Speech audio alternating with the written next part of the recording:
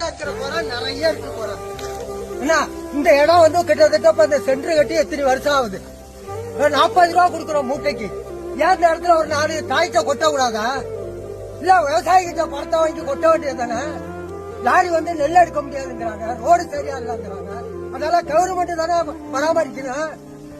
பேசுறாங்க, நியூஸ்ல பேசுறாங்க, முதலமைச்சர் பேசுறாங்க, எல்லாம் பேசுறாங்க, உணவு அமைச்சர் பேசுறாங்க. இங்க என்ன நடக்குது? இங்க விவசாய சந்தையில் அடிக்கிறோம் முறைச்சு. நான் வந்து மொத்தமா வச்சுக்கிறேன் கோயில் பங்கு. அவங்க பேச போடுறாங்க கோர்ட்ல. நாங்க என்ன பண்ண முடியும்? பணம் கட்டினாதான் சர்டிபிகேட் கொடுப்பாங்கிறாங்க. என்னங்க பண்ண முடியும்? நாங்க என்ன சாவாய முடியும்? ஒரு குடும்பத்துல 5 பேர் இருக்கிறோம், என்ன பண்ண முடியும்? இதெல்லாம் கவர்மெண்ட் எடுக்கணும்ல.